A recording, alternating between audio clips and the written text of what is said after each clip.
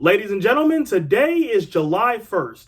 This marks the beginning of the second half of the year and also the start of a new college athletic season. This is when new rules go into effect and, oh, by the way, conference realignment becomes official. So let's talk about that. Okay, so what is conference realignment and why does it happen? Conference realignment is very simple to explain. It's just a school moving its athletics programs from one conference to another conference. And why it happens? It all comes down to one word: money. Which conference can get the school the most amount of money? Can it be their conference that they're in now, or is it another conference? So for the power conference programs, conference realignment is very simple. It's straight up who has the best television deal, who can get us the most money in NIL, like that whole thing. And also, which conference has the best reputation in the commercial sports, like, say, football or basketball? Like, which conference can get us the most exposure and have fans and media and potential players, potential high school commits take us seriously? That's what they're thinking when they switch conferences.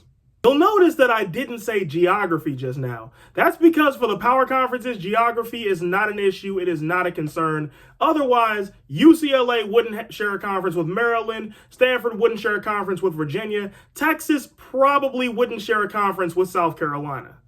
But geography is a very big factor in why everybody else moves conferences. I'm talking from Division I mid-majors all the way down to Division III.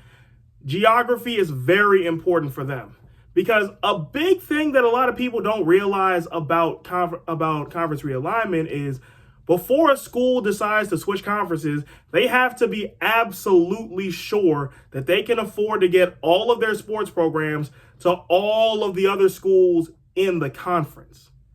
And that's not really as simple as, oh, just fly out the football team, fly out the basketball team. There are a lot more sports that all schools have besides football and basketball. And you got to remember, again, on the D1 mid-major level and all the way down to D3, the athletic budgets aren't exactly as big as a Big Ten budget or an SEC budget. So they prefer to stay in a conference where all the other schools are at least somewhat close to them. So now that I've explained that whole thing, that whole spiel, let's see the conference moves that are in effect as of today. Let's start in the FBS, where there are no moves to report this time around on the power conference circuit. However, UMass is going back to the MAC, and the FBS is getting two new teams as Delaware and Missouri State are now joining Conference USA. Now down to the FCS, where there's three moves to report. Richmond is joining the Patriot League as a football exclusive member. If you're not familiar with the Patriot League, this year in March Madness, they were represented by American. And as for Richmond, in all sports besides football, the Spiders will remain a member of the A-10.